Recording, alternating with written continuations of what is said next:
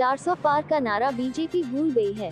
अखिलेश बोले 140 सीट के लिए भी तरसेंगे, गठबंधन सरकार बनी तो आटा के साथ डाटा भी फ्री देंगे। अखिलेश यादव ने बीजेपी पर जमकर निशाना साधा है। अखिलेश ने कहा कि पूर्वांचल की धरती पर जैसे जैसे चुनाव आया है, यहाँ के लोगों ने भारतीय जनता पार्टी के लोगों का होश उड़ाया है। दिल्ली वालों का भी आत्मविश्वास लड़खड़ाने लगा है, जो उनकी भाषणों में भी साफ नजर आता है। अब न जाने कौन सा भाषण दे रहे हैं, अब कोई सुनना नहीं चाहता है। जब वह चुनाव हारने लगे हैं तो न केवल अपना भाषण बदल रहे हैं, बल्कि मंचों पर वह थर-थर कांप रहे हैं। अखिलेश बोले, मुझे लगा था इस बार 80 सीटों में एक सीट पर लड़ाई है, लेकिन जब से बनारस और आसपास चुनाव में देख रहा हूँ, जो माहौल दिखाई दे रहा है, इस बार बीजेपी के हाथ से 80 के 80 सीटें जाने वाली हैं। इन्होंने सपना दिखाया था बनारस को क्योटो बना देंगे, लेकिन कुछ भी नहीं हुआ। भारतीय जनता पार्टी के लोगों ने कहा था कि किसानों की आय दोगुनी हो जाएगी, लेकिन किसानों की खेती बाड़ी के साथ साथ हमारे किसानों को संकट में डाल दिया। किसानों का पैसा अपनी जेब में रख लिए, किसान के हाथ कुछ नहीं लगा। अखिलेश बोले, बीजेपी ने सिर्फ अमीरों के कर्ज माफ किए। बीजेपी ने अमीरों का कर्ज माफ किया, गरीबों का नहीं। इन्होंने 10 साल में बड़े बड़े उद्योगपति, कारोबारी, बड़े बड़े कारखाने चलाने वालों का लगभग 25 लाख करोड़ रुपए माफ कर दिया, लेकिन किसानों का कर्ज माफ नहीं हुआ। किसानों का कर्ज तो करोड़ों में नहीं था, उसका कर्ज तो केवल लाखों में था। 4 जून को सरकार बनेगी तो किसानों का पूरा कर्ज माफ होगा। किसानों की पैदावार की कीमत दिलाने के लिए अगर एमएसपी के लिए कानूनी अधिकार भी दिलाना पड़ेगा तो करेंगे। इनकी सरकार में जितनी भी परीक्षा हुई उन सब के पेपर लीक हुए हैं। पेपर लीक करने वालों पर बुलडोजर नहीं चला, एक नहीं बल्कि 10 पेपर लीक हुआ। यह सरकार गरीबों को डराने के लिए अपना बुलडोजर हमेशा तैयार रखती है, लेकिन पेपर लीक करने वालों पर कोई बुलडोजर नहीं चला। जो लोग 400 पार का नारा दे रहे थे जब से पूर्वांचल में चुनाव आया है, वह 400 का नारा भूल गए हैं। और वह 400 का नारा इसलिए भूल गए हैं क्योंकि उन्हें गणित समझ में आ गया है कि जिस तरीके से 60 लाख बच्चों को इन्होंने परीक्षा के पेपर लीक करके घर बैठा दिया है, न केवल वह नाराज हैं बल्कि उनके माँ बाप भी नाराज हैं। और अगर उनका हिसाब किताब लगा ले तो अगर एक परिवार से 3 नाराज हैं, 60 लाख ऐसे परिवार हैं जिनको नौकरी की वजह से घर बैठना पड़ गया, तो 3 का गुण 60 लाख से कर दे तो 1 करोड़ 80 लाख बनता है। और यही 1 करोड़ 80 लाख अगर हम भाग देते हैं 80 लाख लोकसभा से, तो बताओ हर लोकसभा से 25,000 फोटो का नुकसान हो गया तो उसकी भरपाई कैसे करेगी। इसलिए भाजपा 400 का नारा भूल गई है।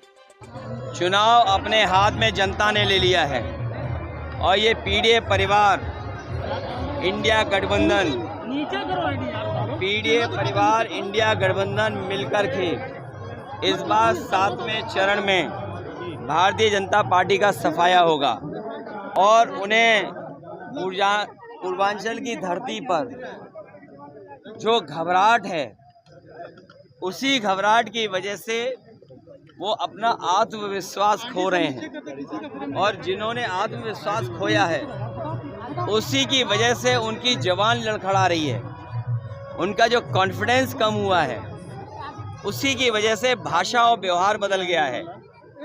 जिन लोगों ने 10 साल में किसान नौजवान के साथ धोखा किया, जिनकी हर बात झूठी निकली, वादे झूठे निकले और लगातार आरक्षण को छीनने का काम कर रहे हैं, अब उनके पास रास्ता नहीं है।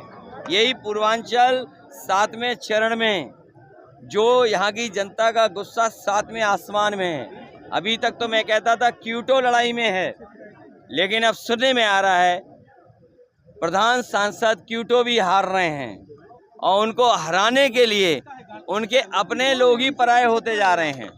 अखिलेश जी, जो कि प्रधान कल यहाँ थे और उन्होंने कहा कि संविधान हम नहीं बदलने जा रहे हैं, संविधान समाजवादी पार्टी और कांग्रेस बदलने जा रही है। देखिए, कौन भरोसा करेगा मुख्यमंत्री जी पर, कौन भरोसा करेगा दिल्ली सरकार पर।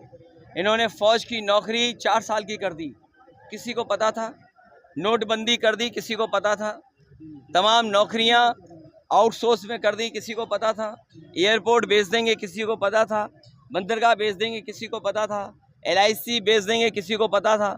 तो ये जो लगातार निजीकरण कर रहे हैं और उसका परिणाम ये हो रहा है कि लोगों को, गरीबों को नौकरी नहीं मिल रही और दूसरा आरक्षण से खिलवाड़ कर रहे हैं। इंडिया अलायंस ने 30 लाख नौकरी का सर दावा किया, तो क्या आपको लगता है कि नौजवान जो समर्थन कर रहा है इंडिया अलायंस?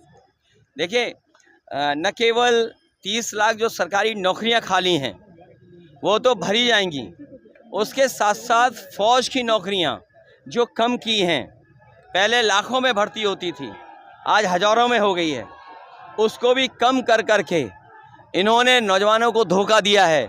नौकरी पहले से ज़्यादा फ़ौज में भर्ती होगी, जिससे कि हमारी सीमाएं सुरक्षित रहें और सीमाओं पर हमारी रक्षा हो, मजबूती से जवान खड़े दिखाई दें। सातवें चरण 6 चरण का चुनाव हो चुका है, 7वें चरण का चुनाव होने जा रहा है, कहाँ देखते हैं इंडी गठबंधन को? देखिए, जो लोग 400 पार कह रहे थे, अब बड़ा डर के कह रहे हैं 400 पार। जब से जनता को समझ में आ गया 400 पार का मतलब हुआ 143 सीटें, इस बार ये लोग 140 सीटों के लिए भी तरस जाएंगे।